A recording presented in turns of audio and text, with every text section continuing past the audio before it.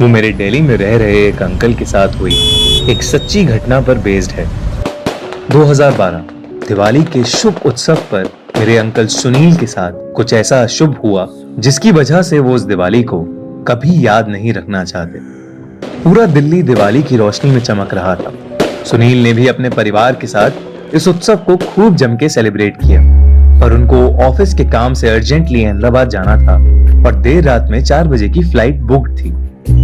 Airport पर जाने के लिए उनको दिल्ली कैंट रोड से जाना था।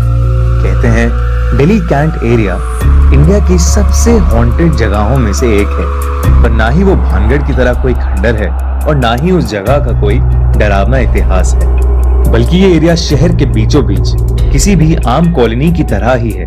और तो और ये इंडियन आर्मी ऑफिशियल्स का घर भी है, पर फिर भी इस एरिया को काफी भयानक माना जाता है। सुनील को इसी एरिया से निकलकर एयरपोर्ट जाना था। ऊपर से दिवाली की रात अमावस की रात होती है और कहा जाता है कि इस रात भूत प्रेत की ताकत दुगनी हो जाती है। पर सुनील का इस रास्ते पर काफी आना जाना था और उन्होंने कभी ऐसा कुछ महसूस नहीं किया जिससे उन्हें डर लगे। रात के 2 बज रहे थे जब सुनील अपनी वाइफ को लेकर टैक्सी में एयरपोर्ट की ओर निकले। दिल्ली कैंट रोड के आते ही कुछ ही देर में सुनील को रोड के कोने पर खड़ी सफेद साड़ी में एक औरत दिखी जो अपने हाथ के इशारे से लिफ्ट मांग रही थी। सुनील ने सोचा कि इतनी देर रात ये औरत इस सुनसान रास्ते पर क्यों खड़ी है और उन्होंने ड्राइवर को गाड़ी रोकने के लिए बोला।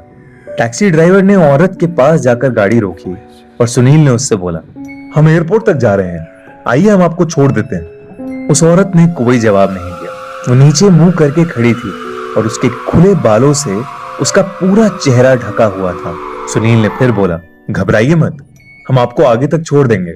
उस औरत ने फिर से कोई जवाब नहीं दिया। तभी साथ बैठी सुनील की वाइफ को एक अजीब सी घबराहट शुरू हो गई और उनको चक्कर आने लगे। वो हांफते हांफते बोली,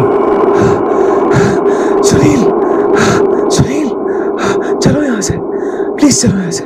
सुनील ने बगल में देखा तो उनकी वाइफ का चेहरा सफेद पड़ गया था।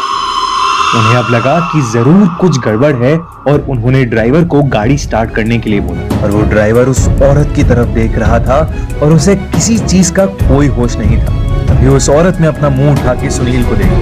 सुनील ने उस औरत का भयानक चेहरा देखते ही ड्राइवर को जोर से हिलाया और चीखा, ड्राइवर गाड़ी भगा। ड्राइवर होश में आया और उसने तेजी से गाड़ी को आगे भगाया।